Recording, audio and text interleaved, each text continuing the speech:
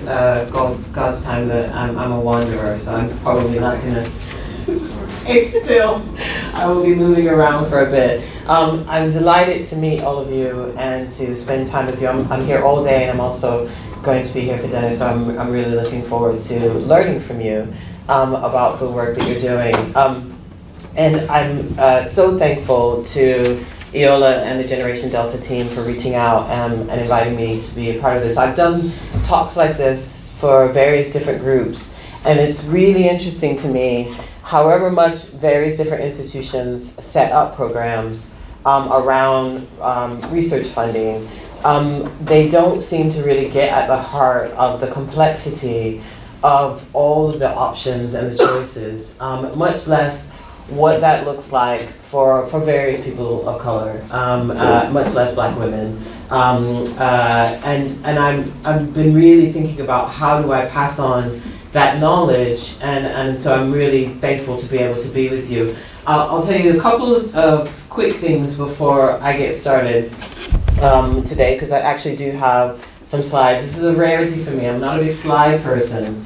I tend to storytell much more than I do slides, but I have taken my task well from Iola to give you a lot of good detail, and which is why I've got a number of slides to work through, which you'll be able to get access to all of these. So we'll make them available in addition to the recording. So I should say that I was the director of the first Black Studies PhD program in all of Europe.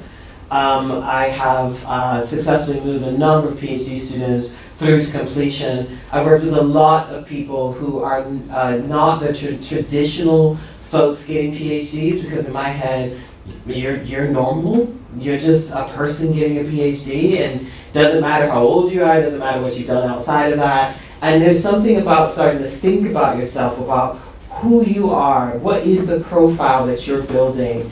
And when Iola was talking about the joy, I would just note, for me, and I know joy has become a kind of buzzword for people, for me it's a radical act to recenter joy as everyday social justice practice.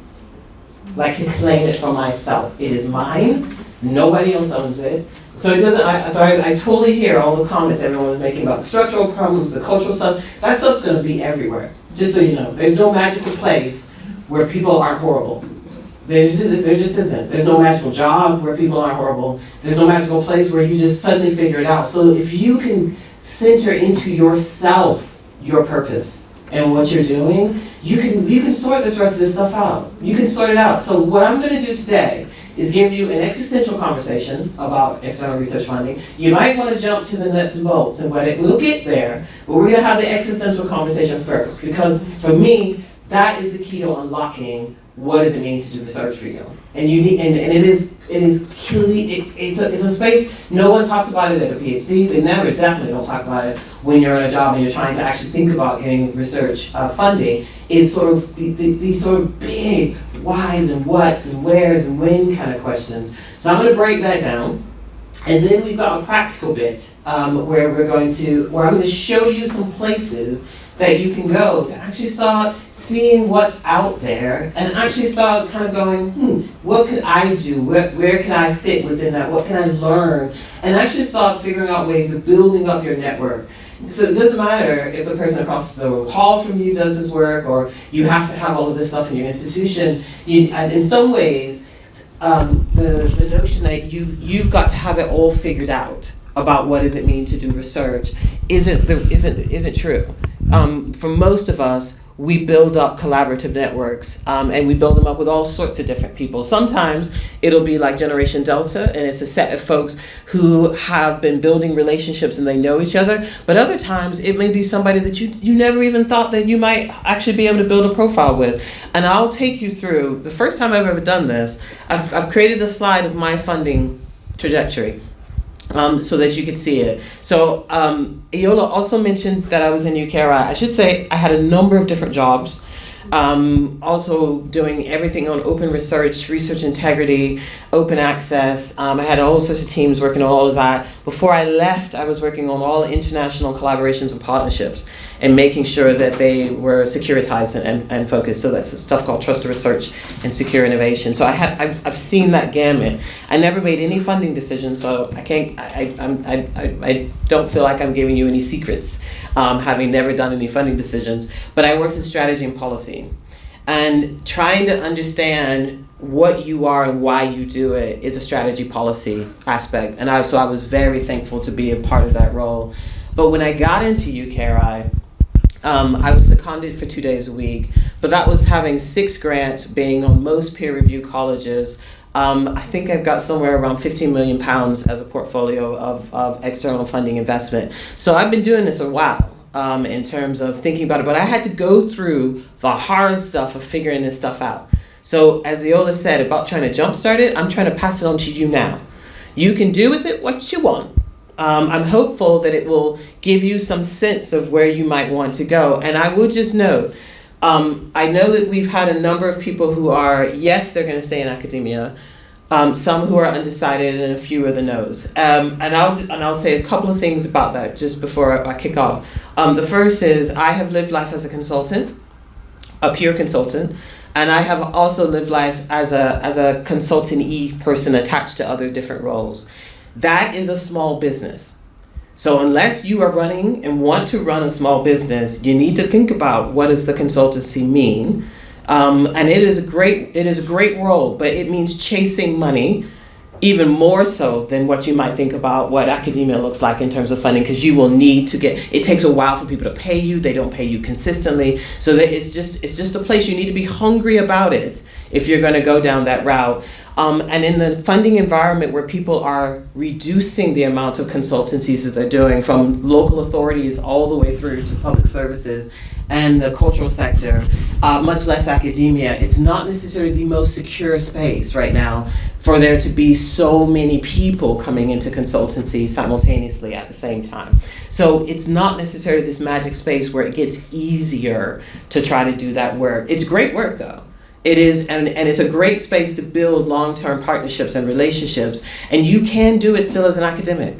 And I'll tell you a little bit about that, about the consultancy I'm setting up right now, even as with my university's help and legal team behind me, and what that might mean in terms of external research and funding. So I'm going to try to explain all of this as we move up. If you got a question, like you don't understand something, it doesn't make any sense, raise your hand and ask me to repeat it. I think there's no question that you should be having in your head. If you got it in your head, put it out there, and we'll work on trying to, again, demystify that. Because there's no shame, is what I'm saying. And you're not supposed to know all these answers as we're moving forward. So we good? Yeah. We ready to go? All right. Okay. So, 4 W's and an H. A bonus H is what we've got today. I'm getting them in the glare. Sorry, for God's sake. 4 W's and H, and I tend to have acts in my talks. So Act 1, Act 2, Act 3. Again with the storytelling, and this is how I started thinking about how to have some of these existential questions with you. It's sort of like there are some really key questions or really key concepts that I now ask myself every single time I have a tiny spark of an idea, or if something crosses my desk of something to do, of working through this. So I've broken those down into individual ones for our conversation today. So this is the first one. This has washed my very pretty purple out, and that one has done a much better job of keeping the purple with the black. So definitely look either place. If you're trying to squint, that one may be the better one. When I came in and did the test, I was like, oh, this is kind of washed it all out. So I was very annoyed. But I'll take you through it. So the what. Here what I'm focusing on is not necessarily what you will research. That's the place a lot of people want to jump, is immediately to like, what is the idea? What is the research? The what that I think that is critical here is the type of funder. What type of funder? That matters. not only does it matter in the sense of who funds certain types of research or certain disciplines, but there are funders who only want good ideas. Like that's all they are interested in is good ideas. There are others, they want impact. They want it to impact the world and significant numbers of people. They could care less about it being a good idea. They just want it really to be impactful. You'll argue that it's a good idea, but the impact is where you might talk about, that's where you might talk about publications and conferences and books and articles. There are other funders who don't care about that. They don't care about that at all. They don't even want you to say that you're going to publish anything, or you're going to go to a conference. There are other funders who are interested in working with businesses or social enterprises. There are others who want to see things embedded back into the community. There are others who are thinking about training programs and how you do this. So thinking about the type of funder is really quite important. And I would imagine most of you probably haven't given a thought to the type of funder. You just thought, there are these things and they're out there and they fund stuff. Right, so I've got this list of 8. This is not an exhaustive list, but this kind of kickstarts the conversation. And I've started with the thing that most of you will probably be familiar with, you just don't call it that, which is work that is unfunded. And it's interesting to me that people don't acknowledge unfunded work, because you just think it's just work you do. Whereas actually, you are putting an investment into work, and you should be paying attention to that. How much of that, for how long, and with whom?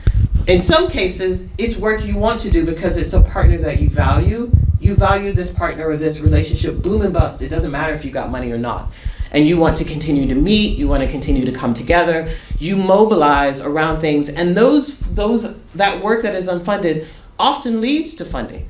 Because you already got your networks, you already meet for lunch, you already connect, you're up on what each other are doing, and you're just continuing to build something. So when a funding opportunity comes, boom, you can go. You can run and get something together because you've built that relationship. There is quite a lot of work that happens in that space.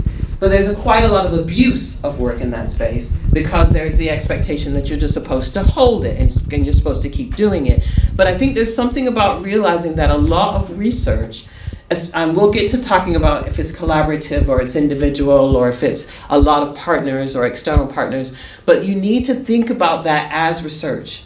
And you shouldn't just schedule it and do it and not think about it. Invest in thinking about how much time do you want to do stuff unfunded, with whom, and in what way. And really think about this as like, this is something I'm going to invest in this. I'm going to put in 6 months, 1 day a week with this partner as an investment into where we're trying to do or where we're trying to go, because you can see the it bearing fruit.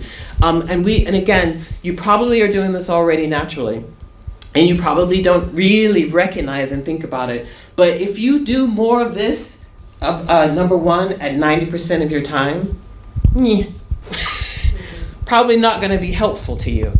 That if you're investing all of your energy in doing this unfunded work, in the sense of, yes, there's probably people that you love, there's relationships that are good, but if you're going to be getting a role in an academic setting, so I'm going to speak mostly today about academia, but this translates into any other types of work, especially bridge jobs. So I'll talk a little bit about bridge roles, where you're in and outside of academia. You want to ask a question? Yeah, sorry to interrupt. Could you give maybe like a hypothetical example of unfunded? So I've got a The work we do. well, yeah. So Iola and I met on a call that the Economic and Social Research Council has set up with the Chief Science Officer of the UK, with a number of other government agencies to determine essentially what ESRC was going to put together as a funding program. And we were able to consult and interact. So that was the one that she was talking about at the call. But we hit it off because we were just sort of kind of eyeing each other on this call of like a gajillion people on screen. Yeah. And I was like, I like you. And so we then hooked up. And what was interesting about that, the networking meeting or that meeting that you might have, you probably do that. But we realized that we got something out of that conversation that was very powerful for both of us at that time. So without any idea of what we were going to do of any kind, we put in regular meetings into our diary. And we met every week for a while for about an hour. And we had no agenda. We had no purpose for we weren't trying to go for a grant. We weren't trying to set up a program. We just met and talked. And it was in the talking and connecting that we started thinking about work. And eventually we've been commissioned by different senior leaders. We've gone to the US and spoke at the American Association for the Advancement of Science, big giant meeting. I mean, it was one of those things that wasn't our intention initially, but we knew that it was something that it was a renewal for us, but it also revealed something to us. So it was an investment we were willing to make. Every day, every week for that hour. And my teams made sure I could do it. Yola made sure she could do it. There are definitely times where we couldn't meet and we just had to just not do it because it just didn't sit with our diaries. But we invested that time and we could see it eventually starting to make like these keynotes we were giving. We're like, okay, people are really resonating with what we're doing and what we're talking about. Let's now think about what we might build on the back of that and then see where we might go next. And we could easily see where there were natural barriers because either we didn't have the time to invest in that or it was a great idea, but it wasn't the idea for us at that moment. I think that's the type of stuff. I'd also note, I've got there's a relationship I'm cultivating right now with a community partner. And it's one where they want to be with me for an immediate answer to something. And I know this. I'm very, very aware. They want me to give them magic data about something. Doesn't matter what it is. And so it's a very transactional relationship that they want to have. I don't have time for that. I'm doing other stuff, but I like them. So I'm making time for them in a way that protects me. But also lets us build this relationship. So kind of every 2 to 3 months, we have a meeting. I'm happy to set them up. I'm happy to bring them in. We're happy to talk about stuff and to also start to slowly build to, well, if we were going to do something, what would it look like? You know, what do we need on the table to make that happen?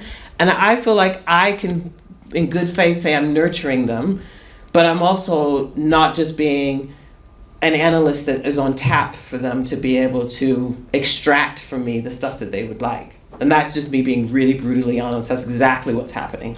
But that's me recognizing that that's time I don't have to give. And that's energy I don't have to give. Mainly because I'm giving it to something else. Not because they're not nice folks or I don't like them. I'm just doing something else. And I'm being real enough with myself with that versus trying to take it on and do it on top of everything else, even though I know I don't have time for it, which is what we typically do, right? We just do more and keep doing more. And I don't have time, mainly because I have other activities. It may be that it shifts eventually and I reprioritize, maybe in another 3 months, but I'm giving myself the grace to be able to build that with the type of ethics, but also being very real with myself that I don't have more of me to stretch around everywhere. And therefore, I need to be very specific about the time I give and when I do. Does that answer that question? Yeah. Right. The second one, work that is funded via institutional support.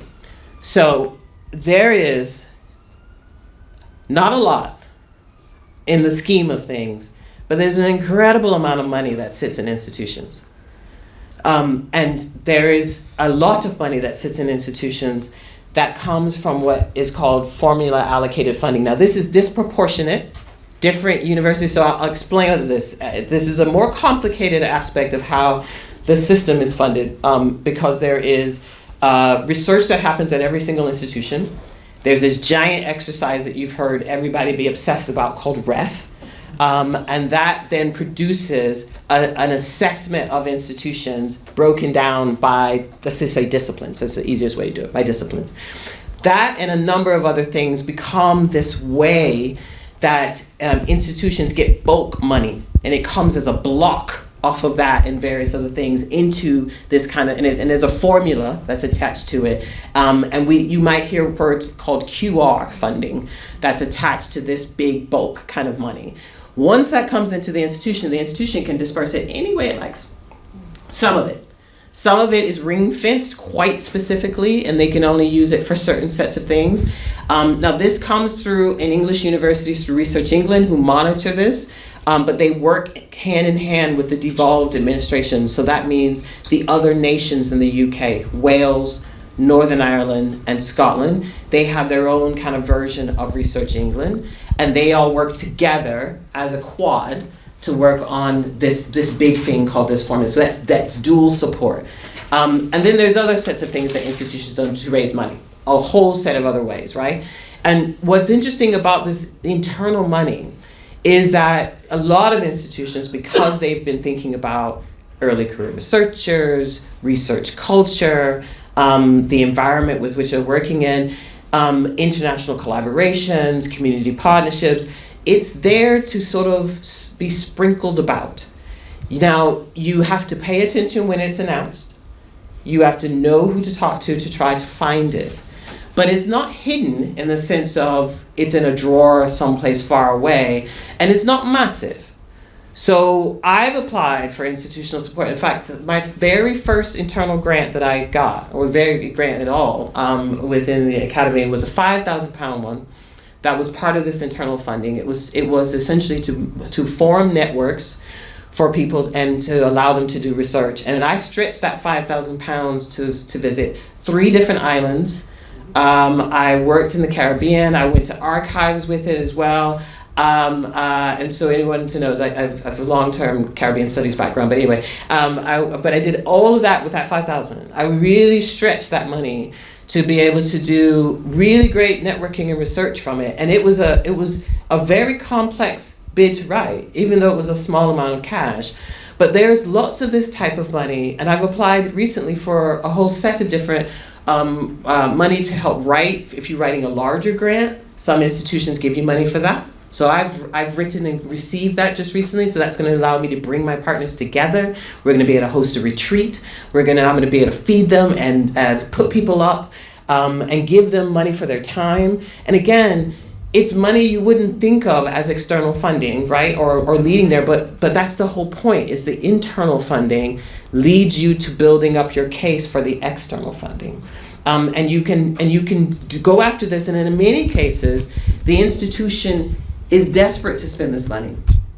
It's usually undersubscribed, and they've got to pull it out. And if it isn't picked up by faculties or by groups, it disappears.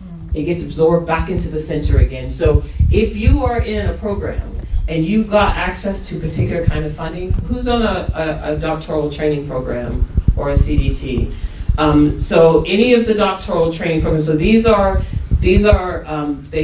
come in different flavors, but they are mostly bulk doctoral awards that are awarded to a consortia of institutions, sometimes industry, and they could go anywhere up to 50 or even 200 people that they move through. But those sets of institutions get the award, and then individuals will apply, but then they offer mentoring, they offer conferences, they offer support, they offer a number of sets of things. And those big programs, for any of you who are on them, they have internal money to support you.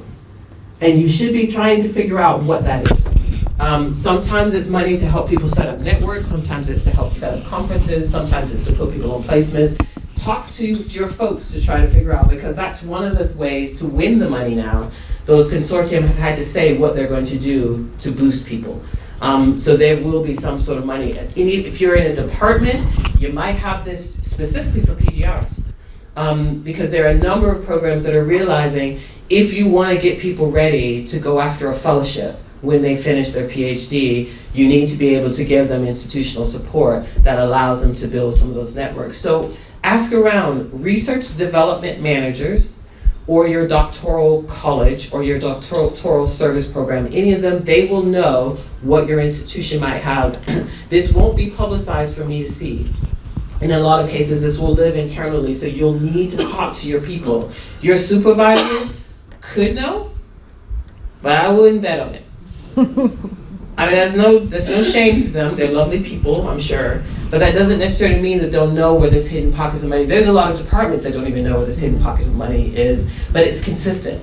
Now, it will depend on how much of your profile your institution has to have it, but it is usually there. in some capacity, because we're not talking about giant sums of money, somewhere between 5 and 10,000. So I've got the other sets of things that you probably, question? Sorry, can I just ask, in regards to that type of funding, Yeah. would you say, so if you're on a doctoral training program, like say like White Rose or... White Rose. So do you mean like that type of situation, or do you mean like... So is it also like something that students who aren't part of those kinds of doctoral training programs? Right. So there are a number of them, and their acronyms depend on which discipline that you're involved in. I'm currently on the advisory board for a newish training program on citizen-centered AI. So that's based at Northumbria. So that one, again, you will need to be in that program to apply for that.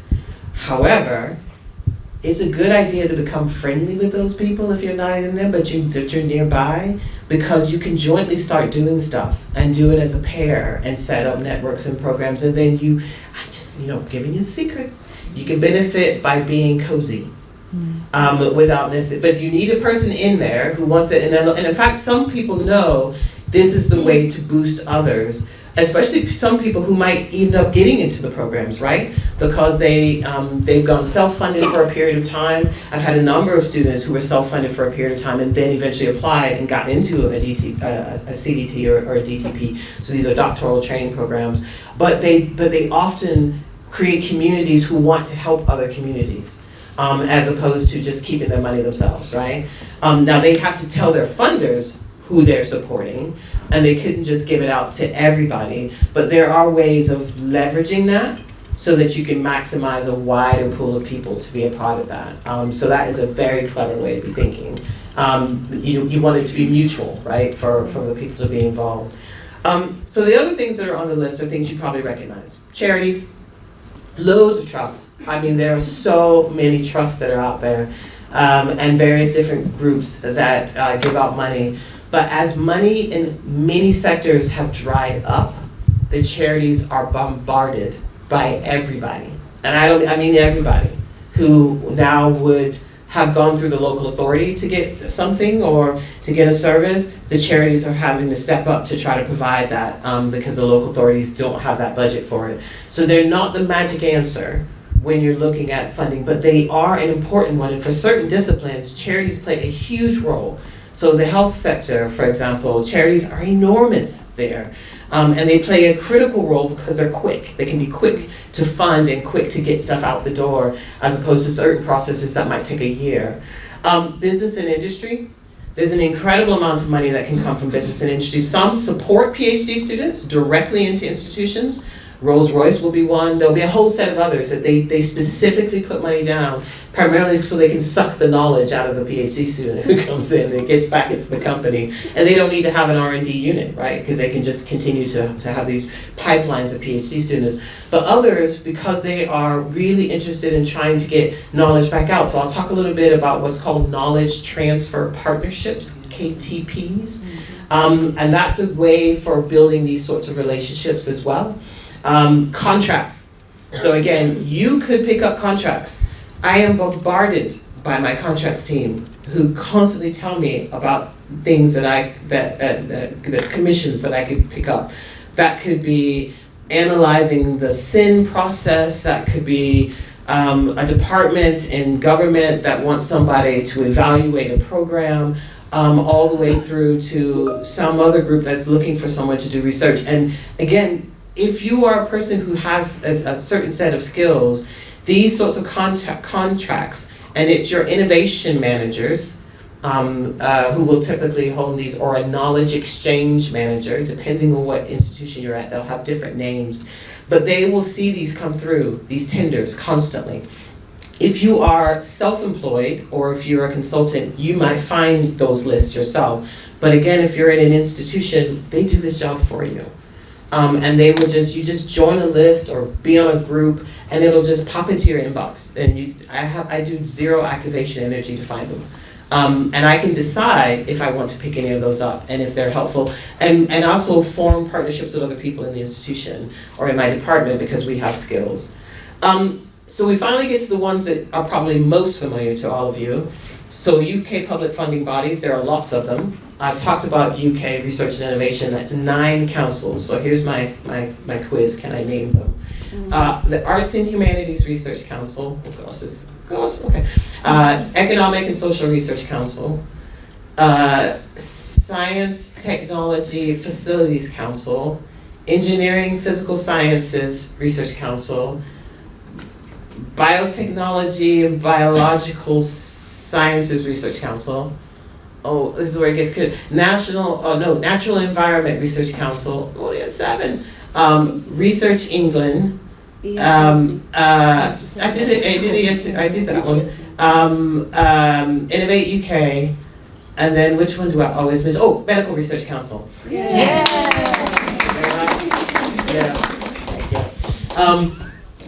So a lot of words, right? For some of you, depending upon your discipline, you might be able to get funded by 3 or 4 of them, easily. Other times, you might actually be more suited to one of them or another of them. I have had the pleasure of being funded by the engineers, economic, arts and humanities. And I've got, I guess, technically Research England, so 4. And I'm not an engineer. And I've had quite a few engineer projects now, but they were running a particular program where they were looking for particular sets of skill set, and the engineers weren't going to have it on their own, so they had to have me. And I came to a couple of different partners and told them we should bid into this. So I built the team, even though the lead was an engineer that was on it. Moving forward, I'll show you on my list how I did that. But again, part of that was starting to think through some of these other existential questions, which I'm gonna jump into in a minute. The UK government, there are lots of different things that the UK government directly commissions and directly funds. And then European money. There's gobs of it now that we're back in, and it is quite complex to try to figure your way through that. I'm going to show you a page that you should bookmark that will allow you to look across all of these, as well as dive into them so that you can get a little bit more of an understanding of the flavor of what some of this looks like, as opposed to me rattling off a list. Are you with me still? You're not looking too bored, you're just all like, Some of you are like, yes. I have a question. So it's going back to the point about the unfunded work and collaborating and networking. Would you say it's strategic to, should you be connecting with people who are more senior or people who are also early career researchers? Like how do you leverage or... For the unfunded bit or just funding in general? Funding in general, but also the unfunded bit. Yeah. Who should we be thinking about making connections with in terms of experience and for experience and connection. So in the medieval ages, you might have depended on your supervisor to make links and connections, and they would boost you up and boost you out. But that is both boring to a certain extent, and those are not the types of relationships that many people are making now, and some of them by choice, right? So, and then because you have groups like this that are starting to form, you should be starting to think of like, who are the folks who are my natural habitat? I like living with them, and I want to stay living with them, and you build those relationships, and that's essentially what Yoel and I did. We don't do the exact same type of work, so it's not like we were people working and publishing the exact same thing. So we saw each other at conferences, and we just naturally, but there was natural thinking that brought us together, and I didn't care what level she was. And you may find that there are going to be people like that for you. You hold on to them. Hold on to them tight, because they're the people who feed you. When we're talking about that recentering joy as everyday practice, that feeds you. And you're not thinking about, oh, this is good because I can maximize and leverage this for funding. It's just soul work, right? Like that's the whole purpose of it. Then there becomes a moment where you're now starting to think a little strategic about those relationships. And it's like, can they develop into something? Do we want to even do that kind of work together? And you might then start doing a little bit of thinking. Who has networks? Who's connected to things? Who's setting up a conference? If you're involved in any professional organizations right now, which is a whole nother conversation, and I hope Generation Delta is having with you guys about joining professional bodies. So any of your, everyone's giving me blank looks. Okay, so in your discipline, there will be some sort of professional body. There will be, some of them are toxic and disgusting, so don't go near them. Others are places that are convenient. They are convenient because multiple people come to them and they do it every year. So I have people that I only meet at my conferences. That's the only time I see them, but it's an important going to that conference to see them and talk to them. It's the moment every conference, maybe once or every 2 years, we know we can connect. Ideas spark from that. I speak to, some places have agents, but I speak to editors. So any of you who need to publish books or things, there are a number of those that sit at those conferences, and they are looking for the cool idea. They normally go to people's talks. I then go to people's talks. I don't do as much of it as I used to, but I would get the program and I would sit and highlight, who do I want to go and see? Not just who's doing my work, but it was like, who do I want to be inspired by? Who do I want to think with? And again, those are those same ways to start kind of building up. How do you want to spend your time? Because I just think about that as like investment in me. And then eventually you might get to these projects where you have to have X, right? And there will be those sorts of funding programs that will say, you need early career researchers. They need to be led by this thing. It needs to be this. Mentoring needs to be in it. You become very convenient to anybody else that's trying to do a project when they have to have a co-lead or a lead who is someone who is 5 or 10 years out from their PhD, right? You become an asset as opposed to you need them, they need you. And again, you start building up, and if you're not in your national networks, you should be doing the same sort of stuff at your institution. You will have a seminar series, probably. Go to it. Go think about, start thinking who's doing work that you respect or you admire or you want to listen to. They don't necessarily have to be doing your exact same thing. They could be in another faculty. But start just to think a little bit about how you want to work. And there's another slide that breaks it down a little bit more into these different sorts of roles, which is not co-I and PI only, just to give you a sense of how, but this is not an easy answer. I mean, some of it is just to start to sit down and do those existential questions of like, can I tolerate this person for more than a minute? That's a big one. I mean, I know I'm a super flippant person, but I'm not kidding. Doing research with anybody, you need to like them for longer than a second, because you are together for years. And you are together for years when stuff gets ugly. And nobody wants to be stuck with somebody when stuff gets ugly that you do not like. It's torture.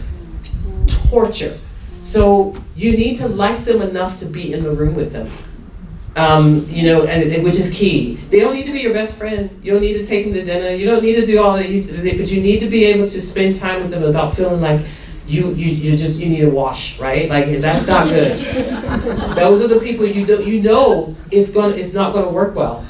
That is toxic city. It just will be bad for everybody. So if you can have the power, start choosing those different people with a very different calculator that isn't just, oh, you're a senior person, so I'll link up with you so that you can do something magical with whatever might happen. They can still be toxic and you shouldn't be with them.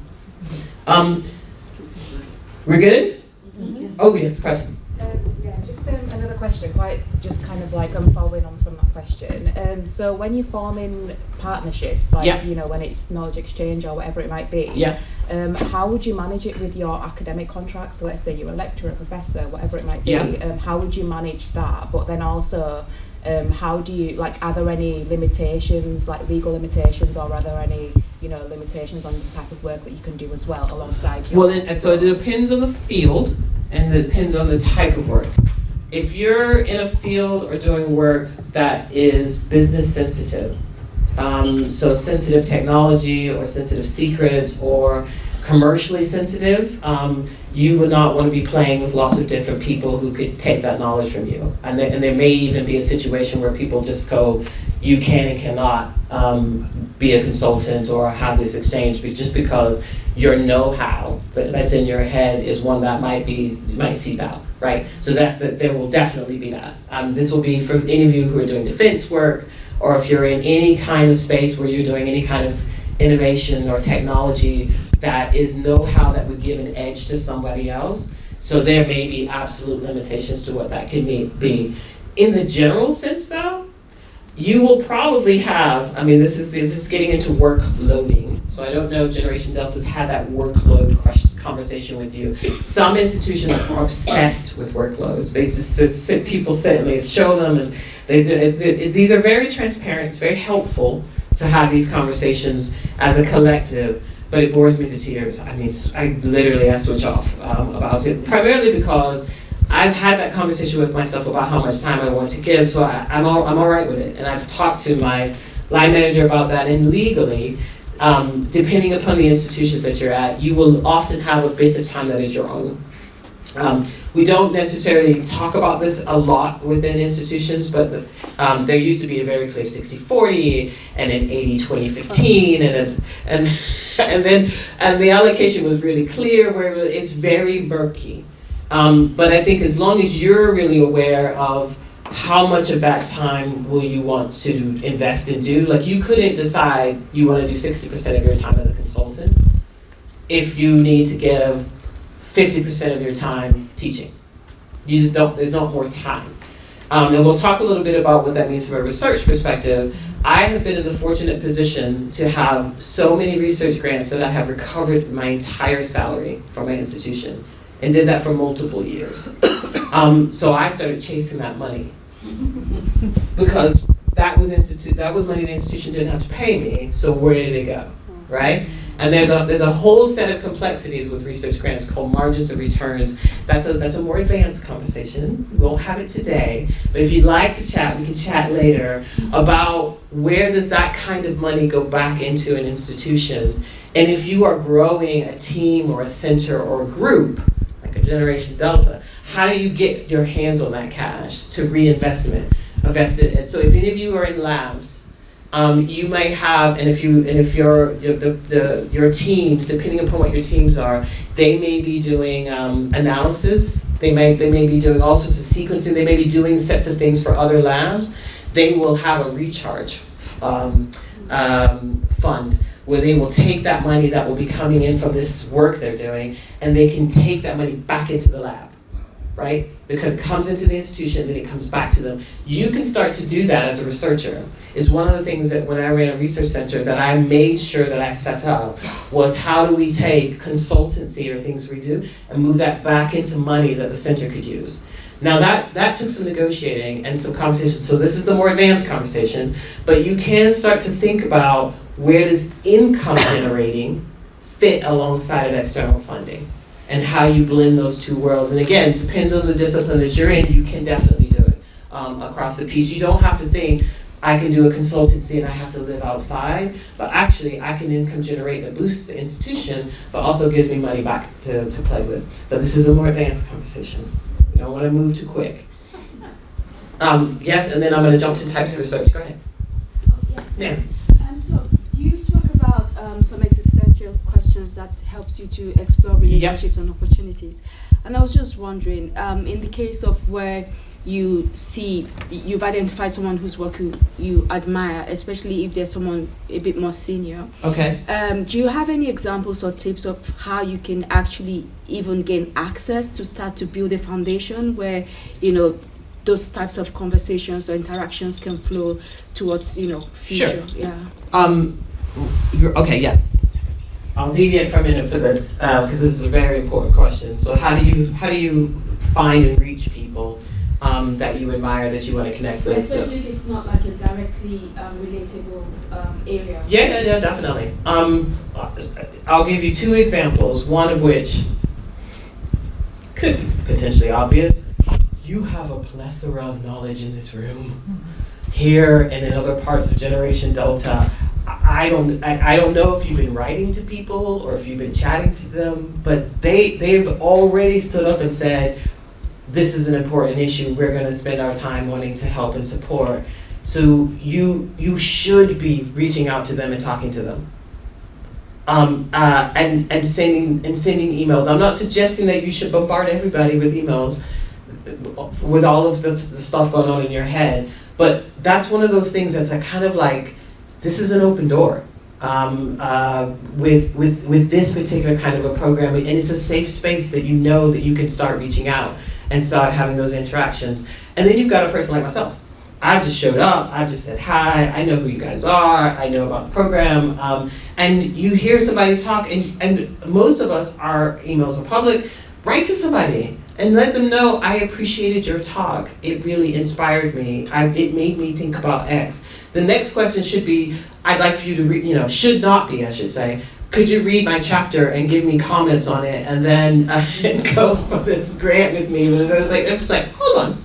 I don't know if we know each other well enough for that yet, but that notion of actually giving things back to people and like continuing to be that circle, right? That circle of empathy and care that we're trying to build as communities, it matters to everybody. And I think that is one of those things that people just kind of go, oh my gosh, I really needed to hear that. Thank you, that's really renewal. And then you can start having these sort of natural exchanges where you can have these kind of interactions. If you are local to someone, see if they would have coffee with you or tea, or just a walk or a chat or whatever it might be. I think there's something about realizing how much agency you actually have in this world to build these networks in a way that makes sense for you. Not anybody else externally with what they're determining how that should look, but for you. Because again, there's some people who are great to read, they are not great to chat to. And so you just read their work, you only talk to them. And that's enough. And then there's other people, actually there's something powerful about being in their presence. And you should think about how you might do that. It could even just be that you just go to a talk that they give. And that may be enough at the moment. And then eventually there may be those who are like, you know what, I want to invest my time, right? I want to invest my time to sit down at the table. Does that make sense? Yeah, thank you. So types of research. So we're moving a little bit more into kind of the more specifics of the existential questions, but you will see we've not even jumped to what you're going to do yet, or what the research might be, or what you want to research. Just really starting to think about what type is it.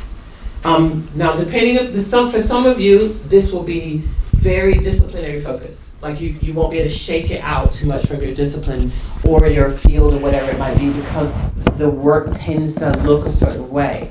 But a lot of that is being thrown on its head as funders are thinking about grand challenges, they're trying to think about interdisciplinary research. They want to bring lots of teams together to do stuff. So that means this thing here doesn't, it can look lots of different ways. So I've got fellowships.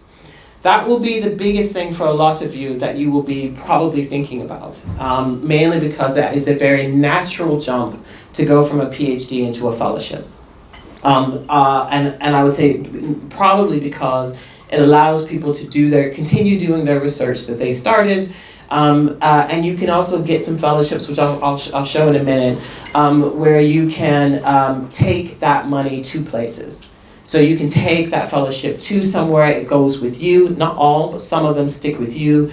And in certain instances, you build a relationship with an institution, and then the institution sponsors you to do the fellowship at that space. So there are lots of versions of this, but you can imagine this is a pretty competitive space. And that means you gotta start really early. If this is where you wanna go, don't look at the deadline and go, great, I got 6 weeks, I'll write my fellowship application.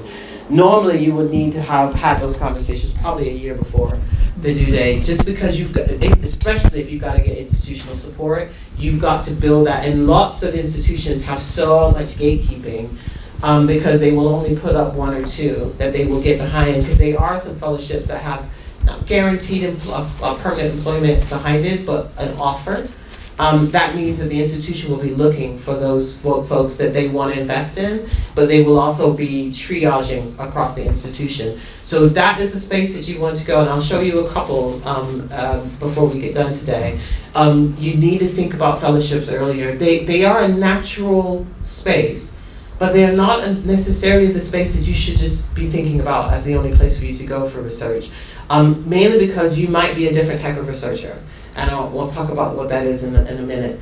So research projects, very familiar to you. These are funded programs that do something over a period of time. And that something could be something like Generation Delta, but it could be the creation of a mural that transforms the lives of young people who work with a community creative to essentially generate it, and then from that they do narrative stories. I can show you another research project that I led. So this was we had 50 community researchers, intergenerational.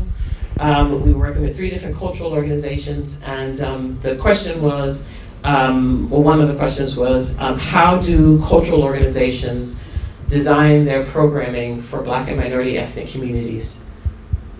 How do they do that, and how do we make meaning from that? How are they doing it meaningfully for the communities that they serve? So yeah, that sounds like interesting research. The community researchers wanted to understand the footprint of all these places. They wanted to understand where these organizations put any ads, what do they send home to kids, how do they interact. So working together, they set up a survey that they brought out into the community, got the survey results back, which were super interesting when they came back. But they weren't satisfied with that. What they wanted to do was turn the survey results into a play. So we brought a playwright in that worked with those survey results. They turned the institutions into characters. So they personified the different institutions with the way their hair was, their clothing, their accessories, and each institution had a personality.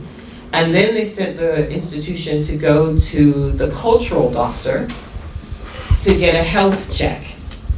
And then they turned all the survey results into a test that they gave them, and then they diagnosed them about what the issue was, which were the recommendations. So instead of a report or a document articulating or a list, they were able to, which was done publicly, this play, for everyone within the community to come and watch. It was very comfortable for the cultural organizations to see themselves personified, but it was amazing to watch research generated by the community turn into this performance piece that was something they owned, and they performed it, by the way.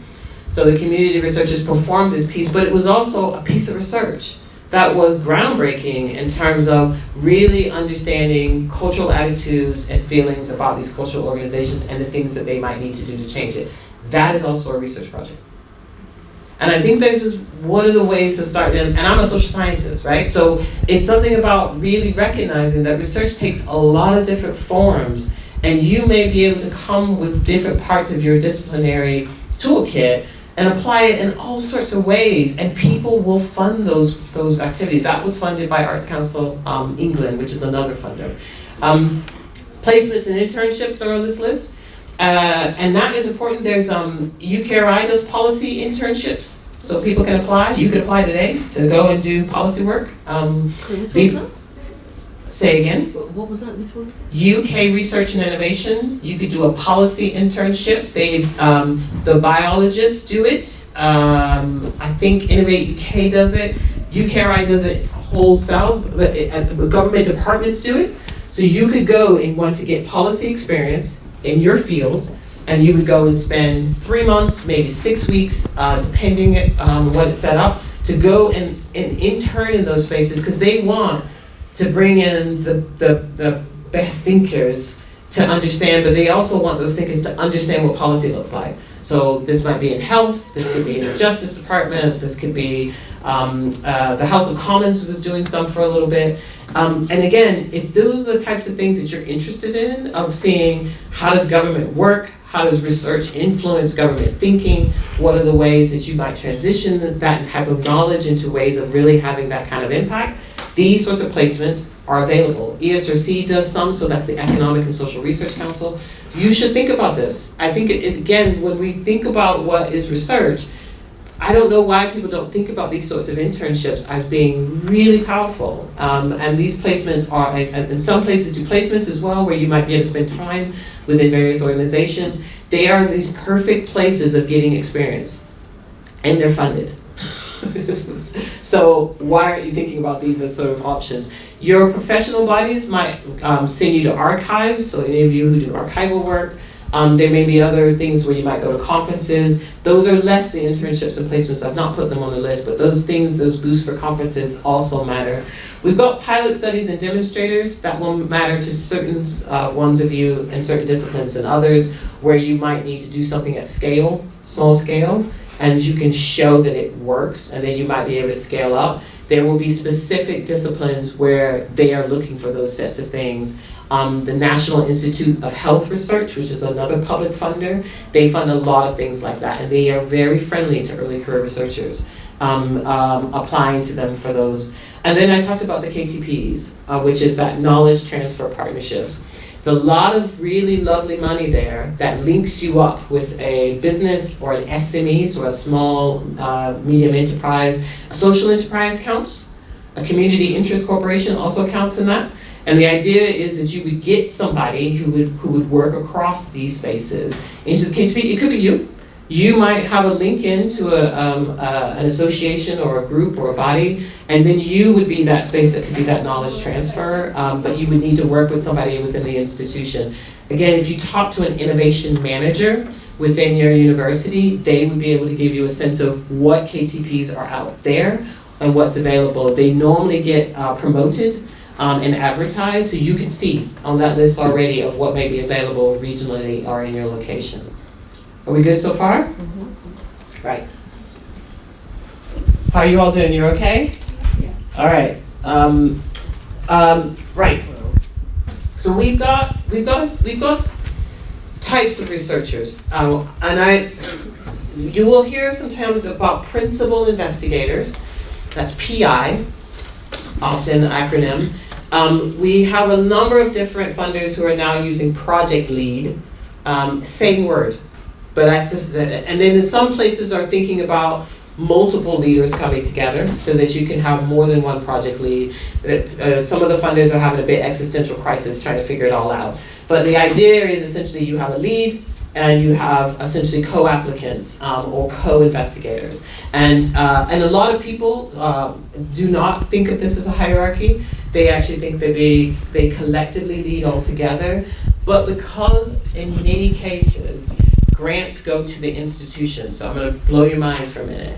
You might apply, typically, now let's put fellowships to the side. You might apply, but the money goes to the institution. So this lovely person here is the lead for Generation Delta, but doesn't get any money. No. I knew I was going to blow your mind. So you do not give your bank details. And the money does not come to Iola for her to do with what she would like. Oh, she does? I'll explain why. Don't jump yet. This is, a lot of people think that you apply for the grant and the grant comes to you. And then you disperse and do things with that money. Now we're staying in academia now, right? But in academia, the grant agreement is between the funder and the institution. You are the supplier of the research, and therefore there will be direct and indirect costs of you participating to do the research, including assembling a team or bringing a team together, but you don't touch a dime. You don't touch any money. That agreement, the legal agreement, is between the institution and the funder.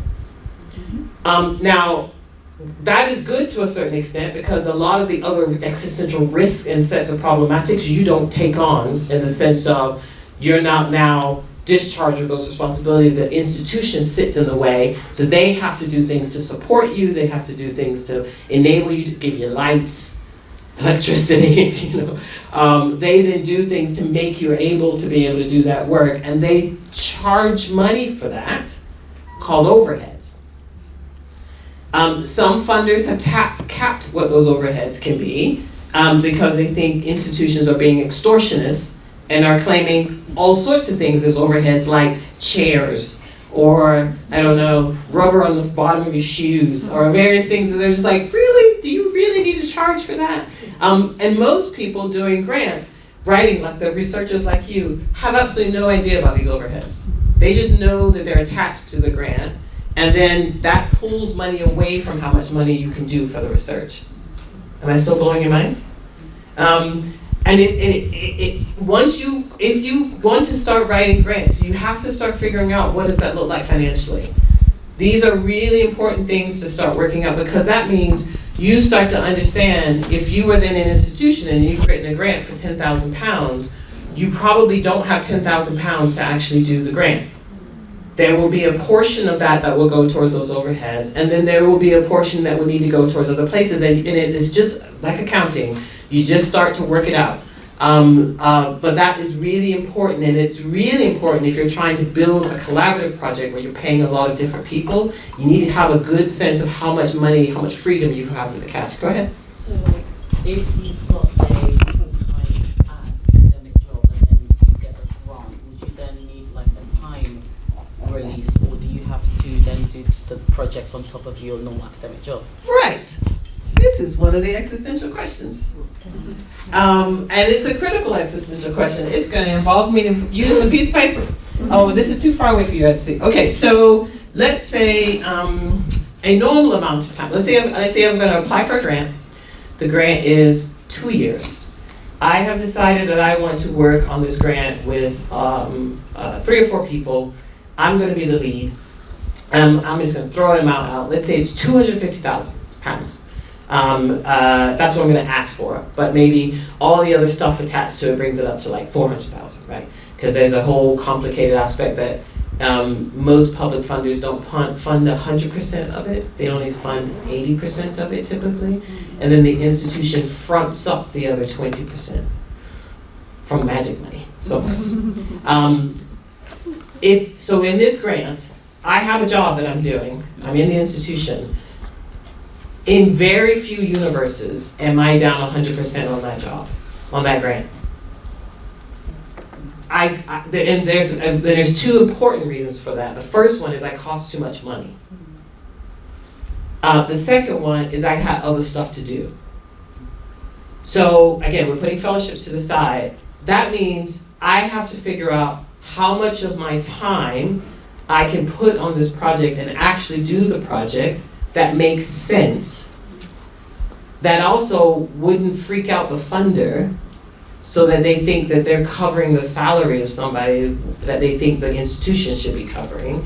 But I also need to think, well, maybe I need a full-time research assistant who would then do the bulk of the work, and I could then be on the grant a half of a day, maybe a day. So 0.2 FTE, somewhere around there, kind of feels okay to be a part of that grant. Now that's a big jump different when you're sitting there thinking, oh, I'm going for my PhD, I do my research all the time. Suddenly I'm doing research a day on a grant that's really big. I should be doing this 100%. You got other stuff to do.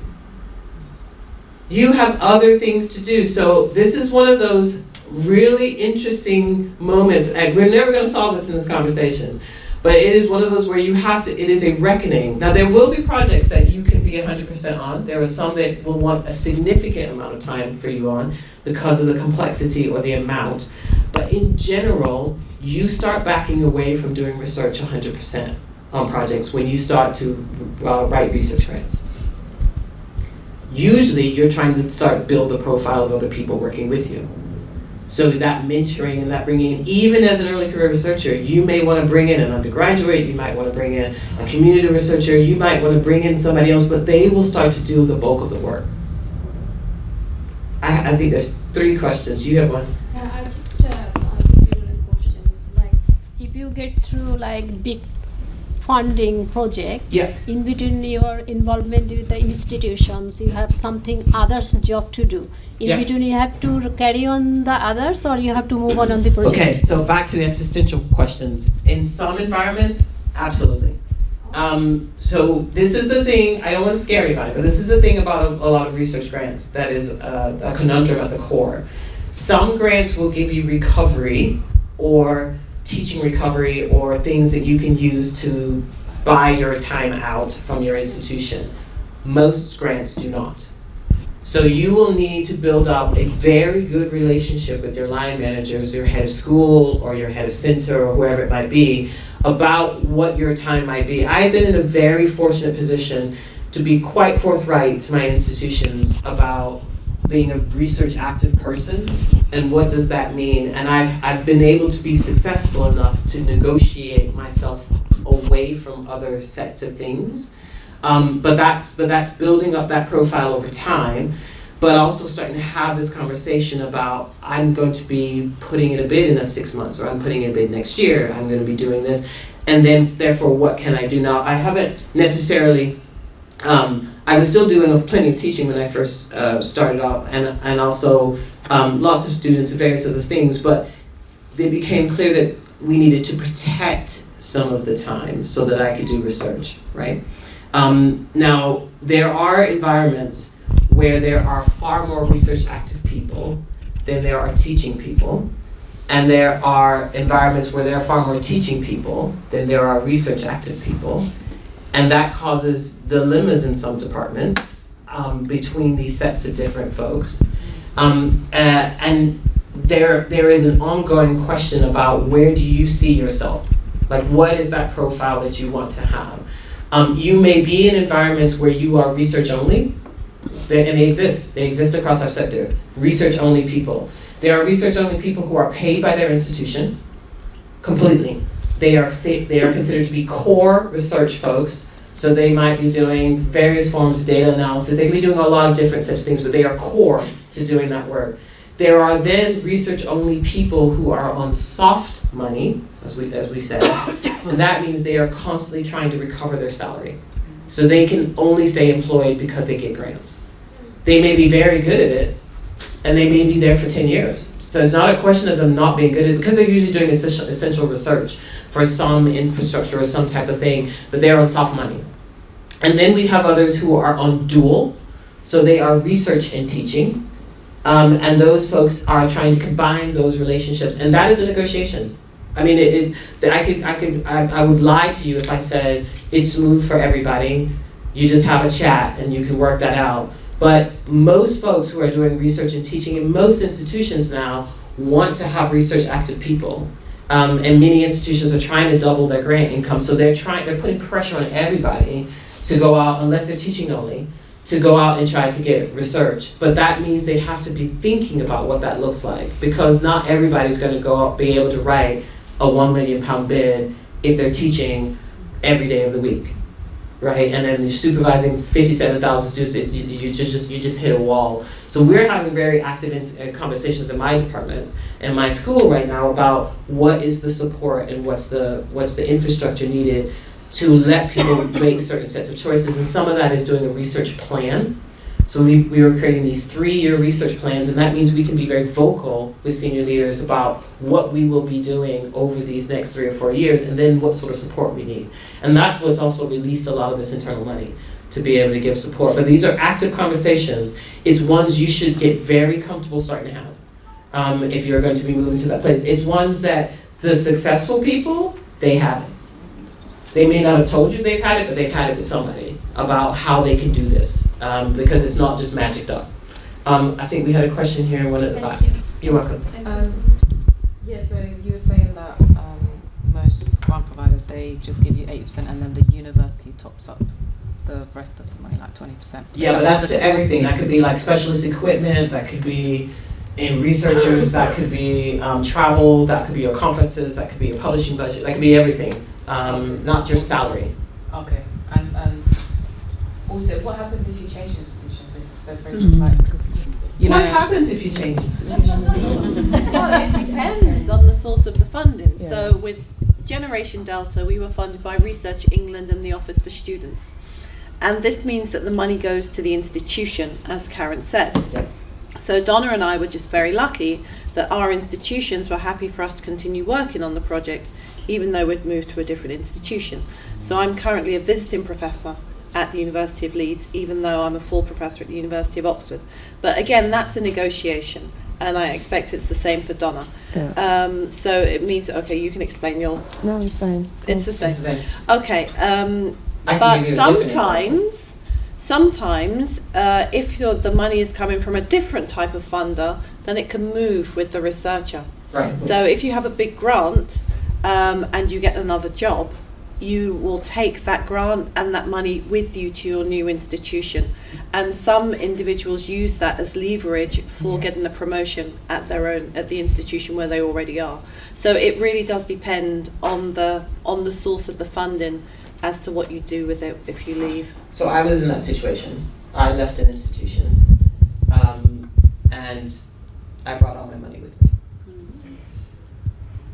I mean, it was intentional to leave, mainly because I knew there wasn't anyone else who could do that work at the institution, and the funder wanted me to take it. So we were able to negotiate with me leaving, but the whole point was I was leaving with that money. There are other grants I have done where where I was no longer a part of an institution, but somebody else picked up the work that I was going to do on it, so I passed it on, and somebody else stepped in and delivered the rest of the work that there was just a little bit of time left. So the project wasn't doomed or anything for that to happen. When you're the PI, the principal investigator, and again, depending upon the funder, you have a lot more leverage because you are the glue of that project, as opposed to often as a co-applicant, unless you're doing something very specialist to you and what you do, and then it may, again, flow with you. But these collaboration agreements are very quick and easy for institutions to do. They are very well steeped in doing them, even if you have a small research and innovation support team, to be able to just move these around. They're very used to that. It shouldn't shock them that something needs to be renegotiated or reset up. I'll show you in a minute. I'm realizing, Anna, how much time do I have? You haven't half an hour. 30 minutes, okay. Karen, Sorry. sorry, can I just add to that? Yes. It's then also for the institutions to negotiate. So we've had a situation like that where somebody moved from Kent to Reading, brought a very big grant with them, but when they made the application, the Kent had promised a lot of stuff, a PhD student, that, and then Reading had to agree all of those things, and that has to be done separately. So it's kind of straightforward, but it's also not that straightforward. There is an element of negotiation again that happens if you move. If I hadn't said this, and I don't think I did, and this isn't a guarantee because different institutions are structured differently, but the Research and Innovation Office should become your best friend. They are the places that often they will, that's often where the legal team sits, that's often where the contracts people sit, although they might sit in legal services or in another space. But this is the spot where if there is something that comes up, or there is a grant you want to write, or there's some collaboration, or whatever it might be, they will know. I mean, I think every grant I've ever had has been nothing but helped by having built a relationship with those offices. And that means I routinely meet with them now, probably every couple of months or so, just to give them a sense of what I'm thinking, what's going to come across my desk, so they're ready when I am when something comes up. And they often, because I'm spending time with the people who are often invisible doing their work, they can help me out when stuff goes haywire. Because I can write to them and they can just pick that up and move forward. So they are a really good space, especially for folks who might be transitory in an institution, to know, because they will really be able to support you. I want to keep moving, but I want to spend just a quick moment on this one, because I started talking about principal investigators and co-investigators, and this comes from, this actually came out of a gathering at a kind of grant funding conversation that eventually went into what's called Creating Living Knowledge by Carrie Facer and Brownie Enright. And we started talking about what are the different roles that people take in projects. This is thinking a lot more about community collaborative roles with universities and community organizations, but it almost doesn't matter as long as, and you might do this by yourself. So I'll just spend a couple of minutes. I sit at the catalyzer integrator designer role. It's my natural space to kind of go big picture and thinking about integrating and bringing things together. I like doing that. I like doing that for problems, ideas, people bring stuff to me. It's my natural space. There are some people who are natural project managers. They love the detail and the intricacy and the, I zone out. I do it. I just do it reluctantly because I have kind of two modes. One is the hyper-organized person, and then the other mode is the person who doesn't care about that. And often if I'm hyper-organized, I don't have enough brain capacity to do the other stuff, so I have those two modes. So I can just give up and I go, you got it, it's good. But I have other people they're thinking about all the detail of all the stuff, and they are natural people around those sort of organizations. The nurturer, this is the people who know the emotional temperature of a team, and they're constantly trying to check in on everyone and what they're doing. You've got the diplomat, the one who is essentially trying to smooth over the cracks that might appear within sort of projects. Everyone's smiling at the table. You've got the brokers, the folks who are out there making links to networks, to other sets of groups. And you've got the loud hailer. The loud hailer is essentially the cheerleader. They're the folks who are like, you did something, and they're telling everybody. They've got a beautiful thing that they put up somewhere on social media. They blasted it out to folks. Now, you might have done all of these roles yourself. You might have taken on every single one of those. But it's really interesting to start to think about how much research really needs all of this type of stuff, right? It needs all of this. It needs the broker, the facilitators, the project managers, the scholars, the data gatherers, the people who are boosting the conscience, the people who are thinking about the ethical core of what you're doing and are constantly bringing that up to the team and the group about, are we following our ethics? Is this where we want to go? And when you start to think about this, you can start figuring out, well, what's your role? What role do you want to take in doing research? Yes, you want to be a co-applicant. Yes, you want to be a project lead. But where do you see yourself settling naturally? And where you want to go, not because you've been bounced into it and having to pick that up, but this is your natural space. And I have found it so much helpful to me in my head to know I'm a catalyzer and integrator and designer, because that's just my happy place. It makes me happy to do that kind of work. So when we're starting to think about how a project should be structured or who might need to be a part of it, I know the things I could contribute. And when it comes to the organizer part, that is not me. I will pick that up reluctantly. I will need somebody else to ultimately do that. And there will be somebody who that's their natural place, is to deal with the intricacy of how things fit and how they come together. And again, I found this such a powerful way to think about, what type of researcher are you? That isn't your subject, that's not your discipline, that's not the topic. That's literally thinking about how you come together to your ideas and bring other people alongside of you, and then how you start to talk about yourself when you're doing it. So I think you should be writing down somewhere in a small piece of paper what type of researcher you are for yourself. You might think you're one way, but I think you're probably, when you really start pushing yourself, might find yourself in another nano. Yeah, I was just wondering, could you give us an example of how who you are as a contributor to designer is different from a project manager? So the project manager, I mean, Anna could give you a really good of what it takes to bring multiple sets of people together and not only deliver on time, but deliver that with integrity, and to be really thinking about all the details that live underneath all of that. And then when you're the big picture thinker, you're not worrying about all those details. All you're thinking about is like, how do we braid this cool methodology together and start to kind of like transform the world, right? You're living in that space where it's just like how people are going to get somewhere, and then where they're going to go, and how you're going to pay your participants on time. That's your last consideration. It may be something that you're ethically concerned about, but it's not something that you're going to sit and spend lots of time to try to ultimately do. And that means you might be combining all of these in terms of doing your first role, your first job, or your first research project. But you will naturally find yourself living in certain parts of that. And this is about asking yourself, where is that space for you, as opposed to you shouldn't do one or the other.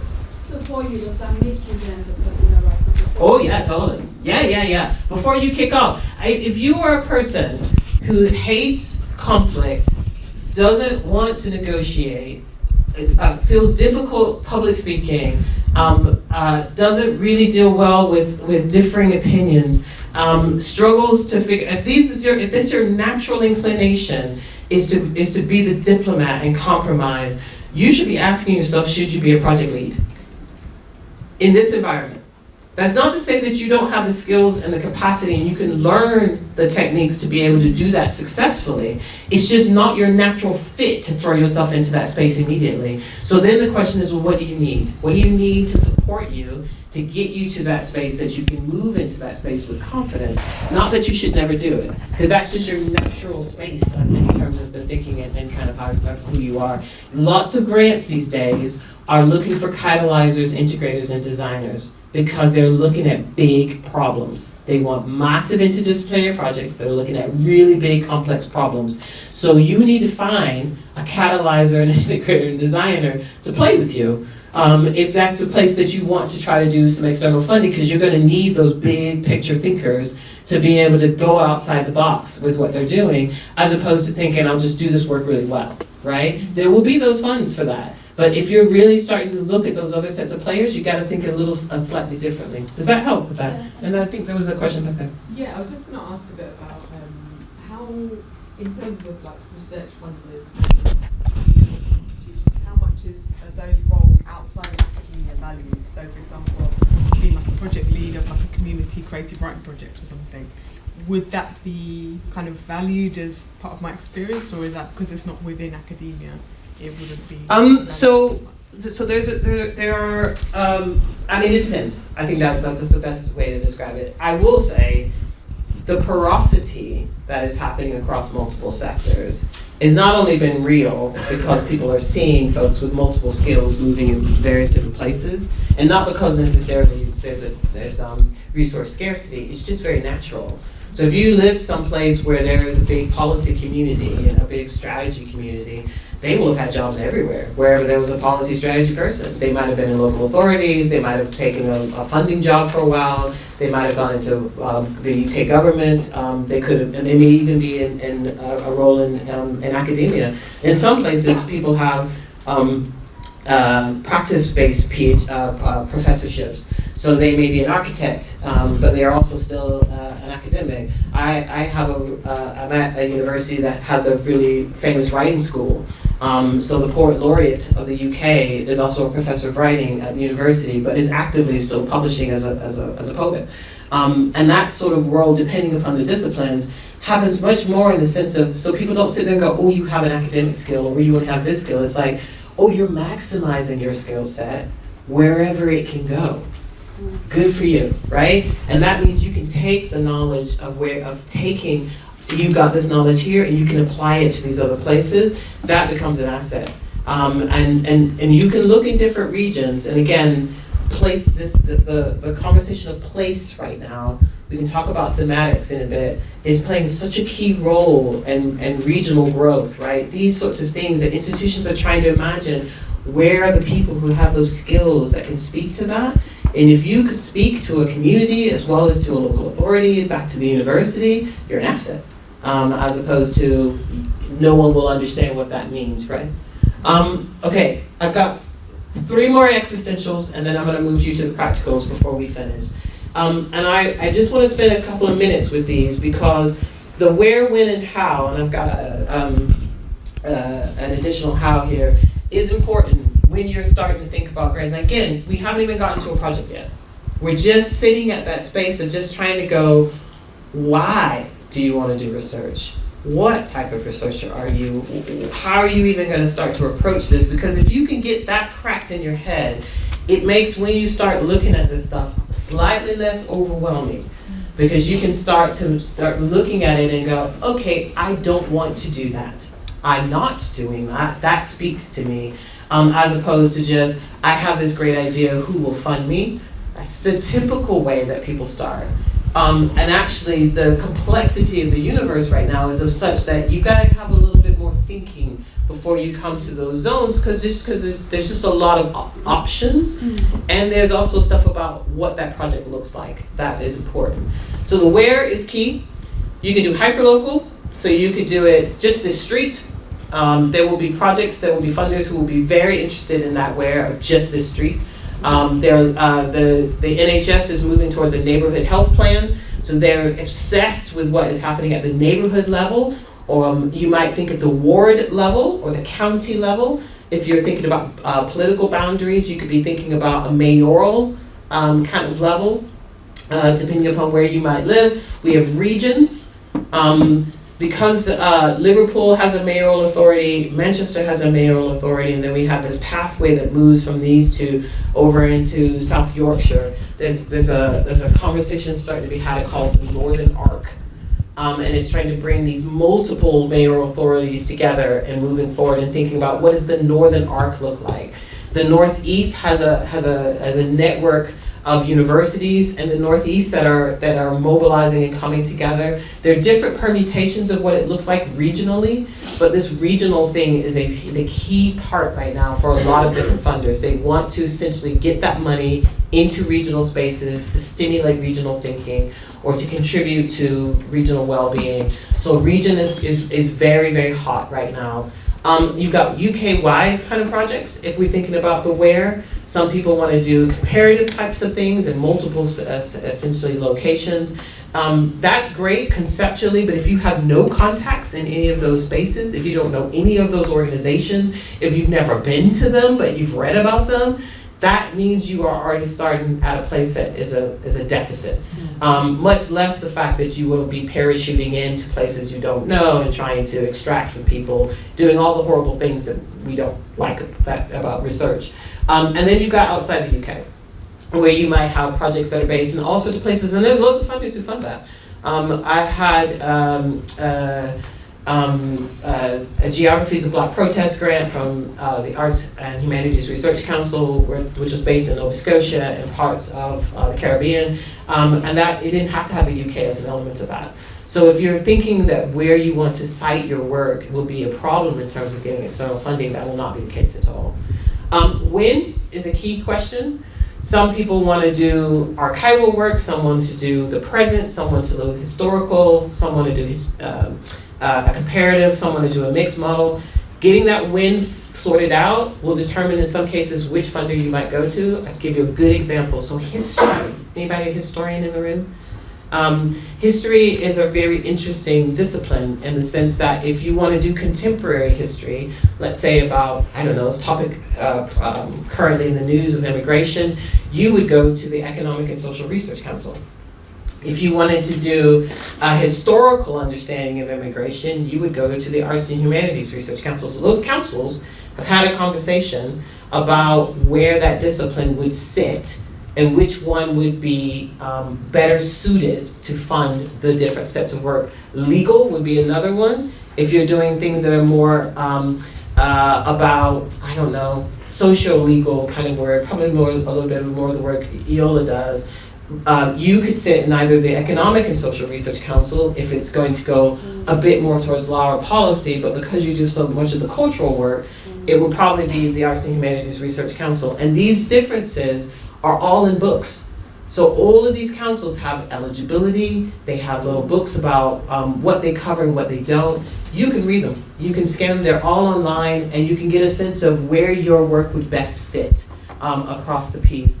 And then we've got the how, which is the stuff that we would normally spend a lot of time on. What's your methods?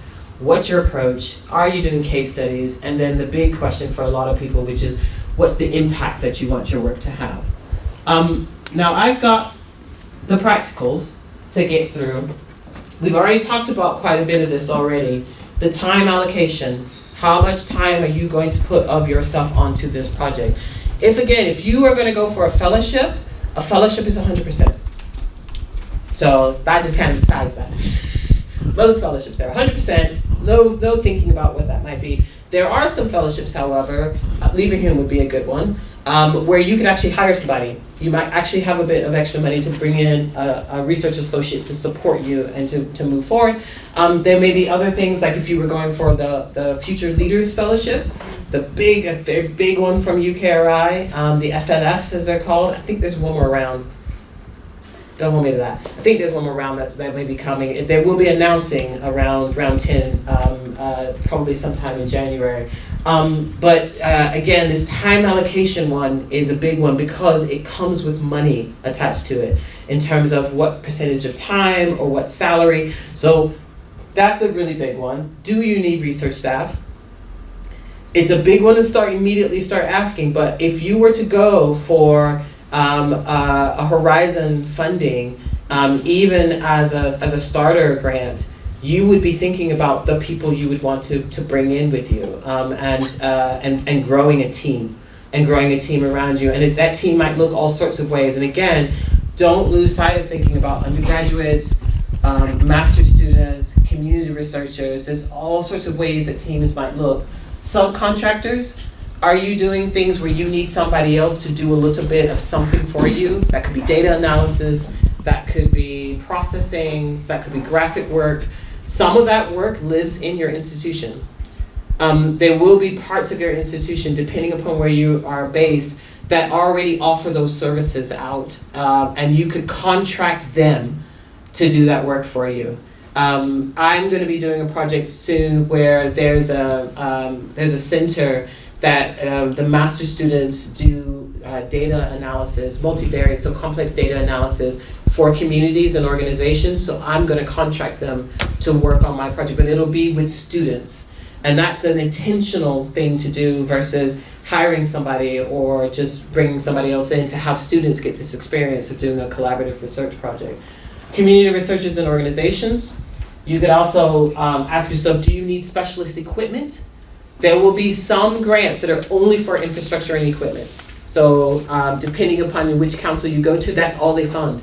So you would say, I desperately need this big kit, as we would call it, to do whatever it is that you might want to do. Other people try to tuck it into a grant, but depending upon your field, some of your kit is really expensive. So the funders are like, well, we need to separate this out and think of infrastructure and this sort of support completely separate from doing the research. Your institution might also be thinking about how do they pool resources together for this sort of infrastructure support, and then you have one service that multiple people might use. And again, this changes for different disciplines, but any of you who are in engineering, or if you're in medical work or health work, or anything where you have this sort of specialist equipment, somebody has done something to bring that equipment in. And if you need that for your future, for your work, you're gonna have to start thinking about either how do you get access to this sort of equipment. There are grants that give you access time to some, to allow you to travel to come in. And then you also need to think about if you're gonna need to build it for your team. So then we've got partners, the length of time in the research field. This and the idea, that's your normal place. That will be very similar to what you've done for your PhD. And they don't change dramatically. But let's give an example so we can see what this looks like. Right, we don't have too much longer, but for the last bit of time, I want to kickstart you on building a project. These are a set of questions that you should be asking yourself about building your project.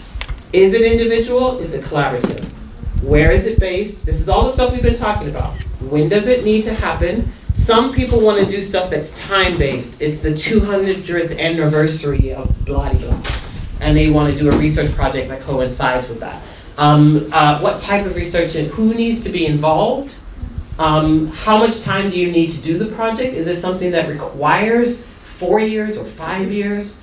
And the other kicker is the funding only available for a certain period of time? So like some funding programs are only 2 years, or they're only 4 years. And you might have a project that might take you 10 years. So you need to think about how much time do you actually need? Do you need staff or support? Are there essential partners? How will the world be changed by your project? Are there hidden, visible risks in doing the work? There is often a lot of questions that funders will have about what are the risks to this. Not that you can make them all go away, but you can actually say, I'm going to mitigate that risk by doing Y. So you shouldn't shy away from talking about the risks or limitations. And then what do you actually need to pull this off? What do you need? Sometimes people will, I just need a salary. I need a job. Well, yeah, okay. That's the existential crisis part, right? But what do you practically need to try to do this work? So I'm going to send you a couple of places. Does everyone have a computer? Do we have at least a few people with some computers that they can pull up? Right, and this is our last one, okay. Let me get out of this and take you to this. Right, this should become your friend. This is a site, do any of you guys know this one? You all do? Yeah, okay. This is Gateway to Research. Gateway to Research is all of the public funding that UKRI has done for a long time. And it's not completely current because there's a period of time when decided grants get packaged up and then the applications get dropped into this. But if you are doing any topic, you should be dropping it in there to try to figure out who has already done it. Currently right now. If you click those, if you click these, you will get the projects, you will get the applications, you will get the partners, you will get the what's involved. It gives you the cost. This was one of the biggest projects I have been involved with. That was somewhere close to about 1.5 mil, maybe 2 mil. And then it shows you when movement happened. So this person moved, which is why you see 2 grants there, because it went to 2 different institutions. You will see 2 grants from me for the same project, again, because that project moved with 2 different institutions. But you can search everybody. You can search Yola, you can search me. This is all publicly available. You can look. But the most important thing is you can look by topic.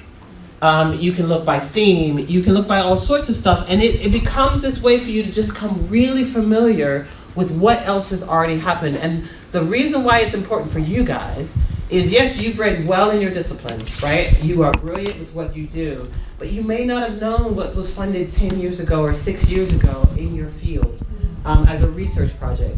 And it may have been very impactful, but it might not have scattered it out into lots of places, but those funders will remember.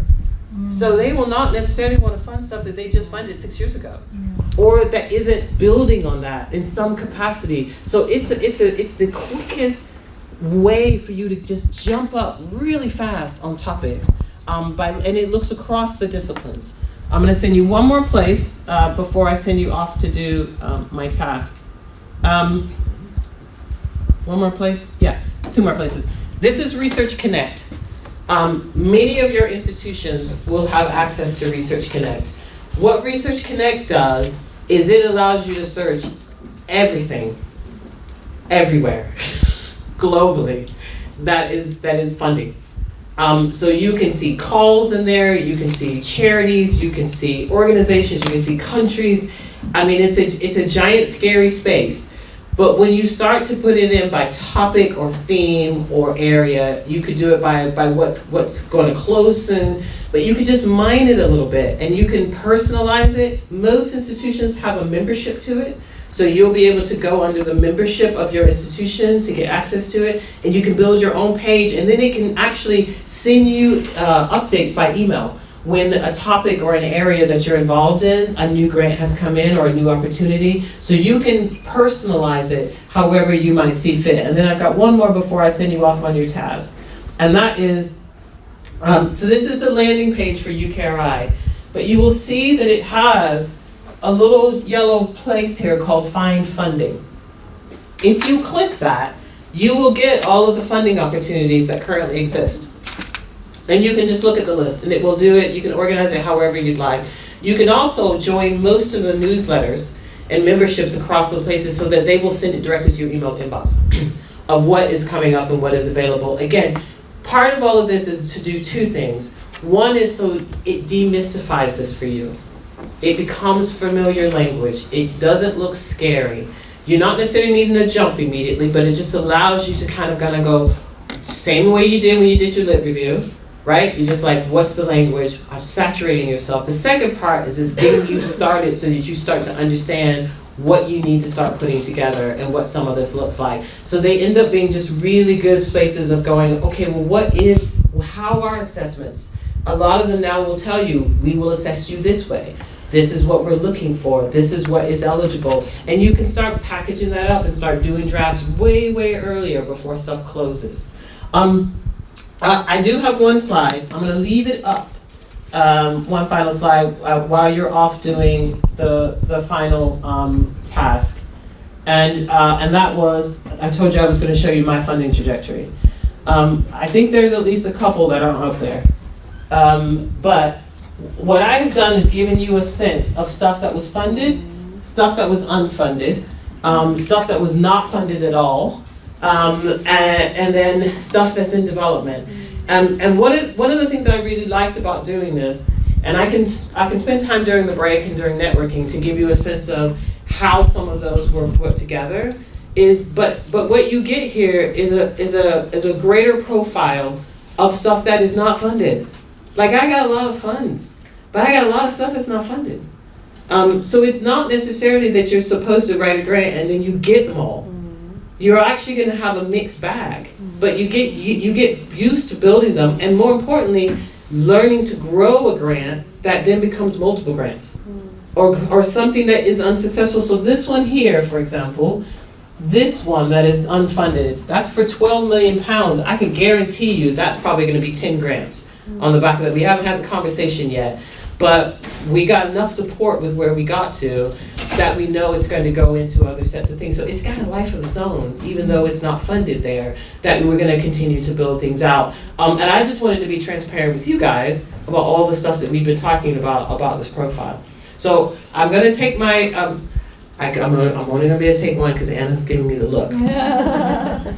So I'll take this one. Go ahead. No, I was just wondering if once you get the grant money, like if you need more money or if you've not spent all of it, what happens to the money, or can you? Okay, so this is an important question, and then I'm going to send you off on your task. So I'll just say you never want to not spend the money. The universal rule: if you in your head think I will be cheaper, and I will do it without spending all the cash, you've missed the messaging.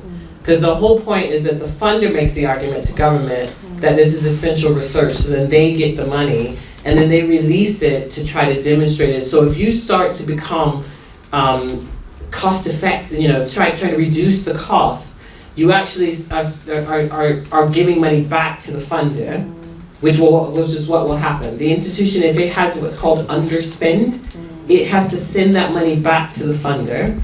The institution doesn't like that, even though the institution often does it, quite often. So it doesn't like to underspend, because then it has to maybe find stuff from other places. The other thing that happens with underspend is it starts to communicate to government that is not a good investment. So government starts to make the decision that it will cut funding because people aren't utilizing it well. So it has this interesting knock-on that I think people don't realize with that. So that means with that project manager, you need to be accounting for your money and making sure you're zeroing that out as much as you can. So that's a crucial message, is go in for the amount you need. Don't be afraid to bid big. Think about what those essential components that you might have, and spend it. And keep your eye on that spend to be able to reduce that down. If you need more money, there often are ways of doing follow-on funding, is what it's called.